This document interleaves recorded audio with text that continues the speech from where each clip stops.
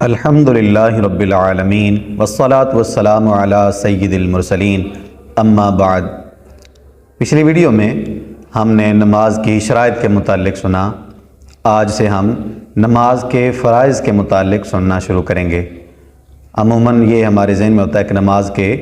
فرض 4 ہیں، 2 ہیں یا 3 ہیں۔ اس کے علاوہ یہ رکعات ہیں، فرائض کیا ہیں وہ ہم آج کی ویڈیو میں سنیں گے۔ بخاری اور مسلم حضرت ابو ہریرہ رضی اللہ تعالیٰ عنہ سے راوی کہ ایک شخص مسجد میں حاضر ہوئے اور رسول اللہ صلی اللہ علیہ وسلم مسجد کی ایک جانب میں تشریف فرما تھے۔ انہوں نے نماز پڑھی، پھر خدمت اقدس میں حاضر ہو کر سلام عرض کیا۔ فرمایا وعلیک السلام، جاؤ نماز پڑھو کہ تمہاری نماز نہ ہوئی۔ وہ گئے اور نماز پڑھی، پھر سلام عرض کیا۔ فرمایا وعلیک السلام، جاؤ نماز پڑھو کہ تمہاری نماز نہ ہوئی۔ تیسری بار یا اس کے بعد عرض کی، یا رسول اللہ صلی اللہ علیہ وسلم، مجھے تعلیم ارشاد فرمائیے۔ ارشاد فرمایا، جب نماز کو کھڑے ہونا چاہو تو کامل وضو کرو، پھر قبلہ کی طرف منہ کر کے اللہ اکبر کہو، پھر قرآن پڑھو جتنا میسر آئے، پھر رکوع کرو یہاں تک کہ رکوع میں تمہیں اطمینان ہو، پھر اٹھو یہاں تک کہ سیدھے کھڑے ہو جاؤ، پھر سجدہ کرو یہاں تک کہ سجدے میں اطمینان ہو، پھر اٹھو یہاں تک کہ بیٹھنے میں اطمینان ہو، پھر سجدہ کرو یہاں تک کہ سجدہ میں اطمینان ہو جائے، پھر اٹھو اور سیدھے کھڑے ہو جاؤ، پھر اسی طرح نماز پوری کرو۔ نبی پاک علیہ الصلوۃ والسلام نے ان صحابی کو یہ نماز پڑھنے کا طریقہ ارشاد فرمایا کہ نماز کو اطمینان کے ساتھ پڑھو۔ جیسے رکوع میں جاتے ہیں ہم تو فٹافٹ اللہ اکبر، سبحان ربی العظیم، اللہ اکبر، یا سمیع اللہ لمن حمدہ کہہ کر فوراً کھڑے ہونے چاہتے ہیں، اور ابھی پورا کھڑا بھی نہیں ہوتے، فوراً سجدے میں چلے جاتے ہیں۔ سجدے سے ابھی پورا سر اٹھتا نہیں کہ دوبارہ سجدے میں چلے جاتے ہیں۔ تو یہ فرمایا گیا کہ اس سے تمہاری نماز نہیں ہوئی۔ کیا کرو؟ اطمینان کر لو، یعنی رکوع میں گئے ہو تو اطمینان سے رکوع کرو، تسبیحات پڑھو، کم از کم 3 مرتبہ تسبیحات آرام سے پڑھو، پھر سیدھے کھڑے ہو جاؤ، اور ایسا سیدھا کھڑے ہو کہ تم بالکل سیدھے ہو اور اطمینان ہو جائے کہ میں سیدھا ہوں، پھر سجدہ کرو، پھر سجدے میں اطمینان ہو جائے، اسی طرح سجدے سے اٹھو تو بیٹھنے میں اطمینان ہو جائے، پھر دوسرا سجدہ کرو، اور اس طرح اپنی نماز مکمل کرو۔ صحیح مسلم شریف میں ام المومنین عائشہ صدیقہ رضی اللہ تعالیٰ عنہ سے مروی ہے کہ رسول پاک صلی اللہ علیہ وسلم اللہ اکبر سے نماز شروع کرتے اور الحمدللہ رب العالمین سے قرات شروع کرتے، اور جب رکوع کرتے سر کو نہ اٹھائے ہوتے نہ جھکائے ہوتے بلکہ متوسط حالت میں رکھتے، اور جب رکوع سے سر اٹھاتے تو سجدہ کو نہ جاتے یہاں تک کہ سیدھے کھڑے نہ ہو لیں، اور سجدہ سے سر نہ اٹھاتے جب تک سیدھے یعنی سجدے سے دوسرے سجدے میں نہ جاتے جب تک سیدھے بیٹھ نہ جائیں، اور ہر 2 رکعت پر التحیات پڑھتے، اور بایاں پاؤں بچھاتے اور دایاں کھڑا رکھتے، اور شیطان کی طرح بیٹھنے سے منع فرماتے، اور درندوں کی طرح کلائیاں بچھانے سے منع فرماتے کہ جب مرد سجدہ کرے تو درندوں کی طرح کلائیاں اپنی زمین پر نہ رکھ دے، بچھا نہ دے، بلکہ اٹھا کر رکھے اور کشادہ ہو کر سجدہ کرے، اور سلام کے ساتھ نماز ختم فرماتے۔ اسی طرح صحیح مسلم میں ہے، جب امام قرات کرے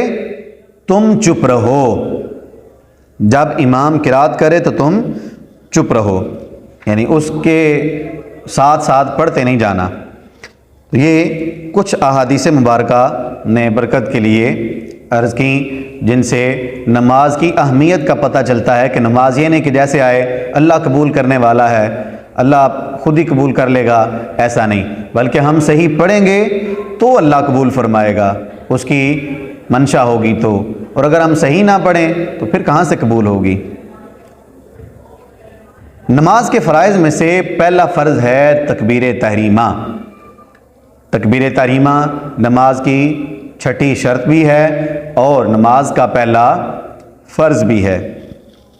اب تکبیر تحریمہ حقیقتاً یہ شرائط نماز سے ہے، مگر چونکہ افعال نماز سے اس کو بہت زیادہ اتصال ہے، اس وجہ سے فرائض نماز میں اس کا شمار ہوا۔ مسئلہ، نماز کے شرائط یعنی طہارت، استقبال قبلہ، ستر عورت، وقت، نیت اور تکبیر تحریمہ، یہ جو 6 شرائط ہیں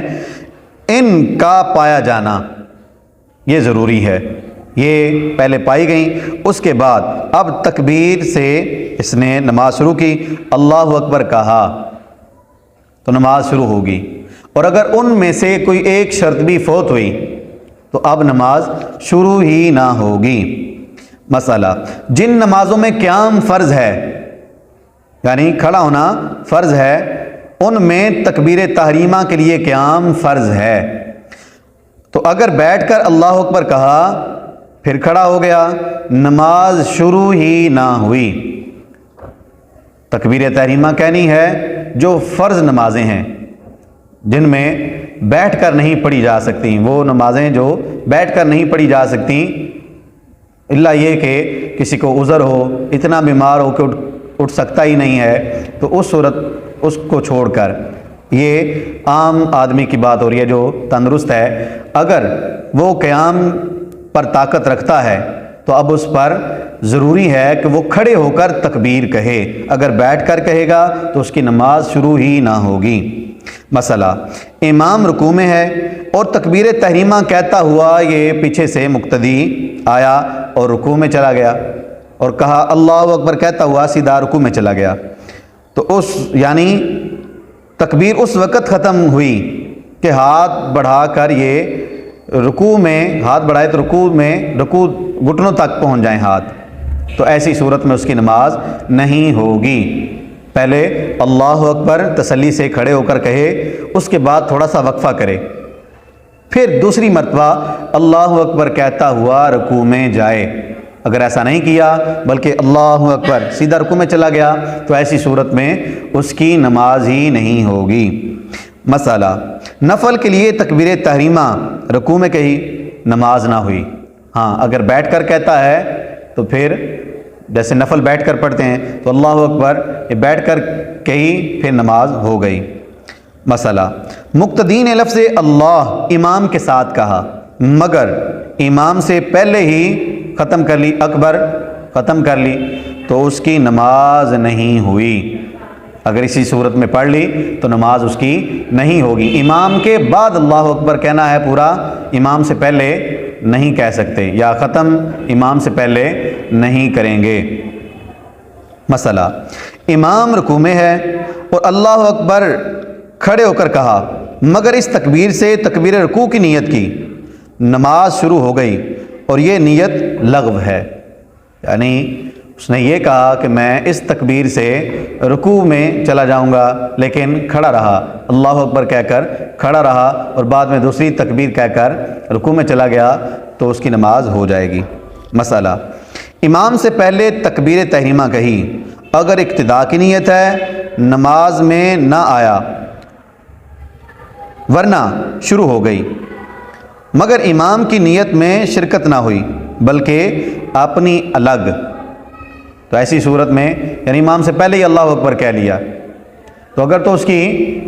نیت یہ ہے کہ میں امام کے ساتھ پڑھوں گا یا امام کے پیچھے پڑھوں گا پھر تو اس کی نماز نہیں ہوگی، اور اگر الگ پڑھنے کی نیت ہے تو اس کی نماز شروع ہو گئی۔ مسئلہ، امام کی تکبیر کا حال معلوم نہیں کہ کب کہی،